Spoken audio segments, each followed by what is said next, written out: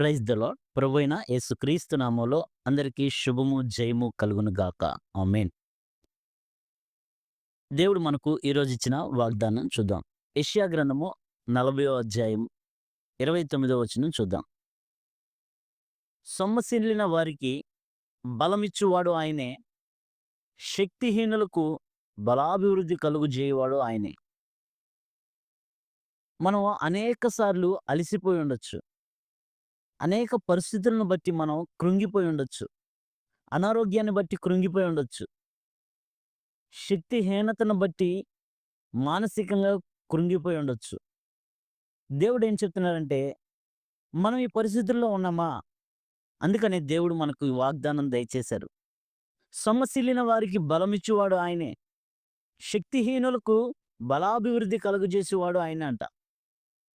ఏలీయా గారు సొమ్మసిల్లిపోయారు. ఆయన జీవితంలో అలిసిపోయి, ప్రభువా నా ప్రాణాన్ని తీసుకో అని ప్రార్థన చేశాడు. దేవుడేం కోపల్లా. దేవుడేమనలా. అలిసిన వారికి ఆయన బలమిచ్చే దేవుడు కదా! శక్తిహీనులకు ఆయన బలాభివృద్ధి కలుగజేసేవాడు కదా ఆయన.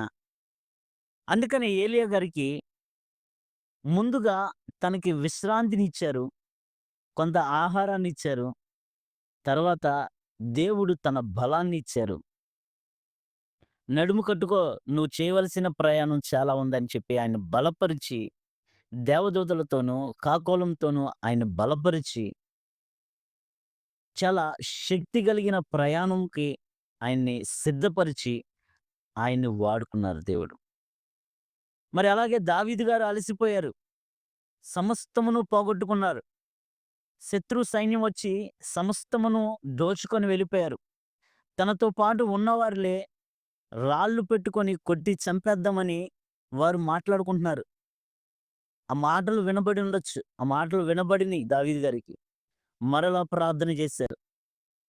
దేవుని యొద్ద విచారణ చేశాడు. దేవుడు బలపరిచారు. మనం అన్నీ కోల్పోకపోయినా మనం చాలా కృంగిపోతాం. మనకున్న సమస్యను బట్టి, మనకున్న అనారోగ్యాన్ని బట్టి, మనకున్న ప్రాబ్లమ్స్‌ని బట్టి మనం ఎంతో అలసిపోయి కృంగిపోతాం. దావీదంత కోల్పోయి ఉండకపోవచ్చు. కానీ మన జీవితంలో చాలా విలువైనవి కోల్పోయి ఉండొచ్చు. అయినా భయపడాల్సిన పని లేదని దేవుడు మనకు వాగ్దానం చేశారు. ఏమని? సొమ్మసిల్లిన వారికి బలమిచ్చువాడని నేనే. శక్తిహీనులకు బలాభివృద్ధి కలుగజేయవాడని నేనే. నువ్వు పోరాడుతున్నావా? నువ్వు యుద్ధానికెళ్తున్నావా? నువ్వు మానసికమైన వేదన నీకుందా? మానసిక పరిస్థితితో నువ్వు యుద్ధం చేస్తున్నావా? శరీర అనారోగ్యంతో నువ్వు యుద్ధం చేస్తున్నావా? అప్పుల బాధలతో నువ్వు యుద్ధం చేస్తున్నావా? నీ యుద్ధానికి బలమును ధరింపజేయువాడు నేనే అని దేవుడు మనకు వాగ్దానం చేశారు. నీ మీదకు లేచిన వారిని నీ కాళ్ళ క్రింద అణుచువాడిని నేనే అని దేవుడు మనకు వాగ్దానం చేశారు. కీర్తనల గ్రంథం 18వ అధ్యాయం 39వ వచనం చూస్తే. దేవుడు అనేక పరిస్థితుల్లో నుంచి మనల్ని బలపరచువాడుగా ఉన్నాడు. మనకు బలాభివృద్ధిని దయచేసే దేవుడు మనకు తోడుగా ఉన్నారు. ఆయన వాగ్దానం మనకు చెక్కు వంటిది. ఆ చెక్కు బ్యాంకులో వేస్తే కొంత ప్రాసెస్ ఉంటుంది. కొంత టైం పడుతుంది ఆ చెక్కు పాస్ అవ్వడానికి. అలాగే దేవుడు ఇచ్చిన వాగ్దానం మన జీవితంలో నెరవేర్చడానికి దేవుడు కొంత సమయాన్ని మనకు పెడతారు. అయితే ఆ సమయంలో మనం సిద్ధపడవలసిందుంది. ఆ వాగ్దానాన్ని స్వతంత్రించుకోవడానికి మనం సిద్ధపడాలి. బలాన్ని సమకూర్చుకోవాలి. ధైర్యాన్ని సమకూర్చుకోవాలి. దేవుని యొక్క వాక్యాన్ని సమకూర్చుకొని సిద్ధపడగలిగినట్లయితే మనం యెహోవా కొరకు ఎదురు చూచిన వారు నూతన బలము పొందినట్లు, వారు పక్షిరాజు వలె రెక్కలు చాచి పైకి ఎగురున్నట్లు దేవుడు మనల్ని సిద్ధపరచడానికి కొంత సమయం మనకు అనుగ్రహించారు.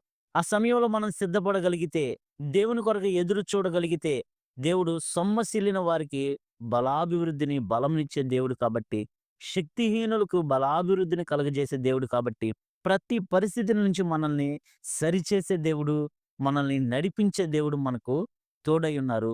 ముఖ్యంగా మనకు వాగ్దానం చేసిన దేవుడు నమ్మదగిన దేవుడు, వాగ్దానాన్ని నెరవేర్చే దేవుడు.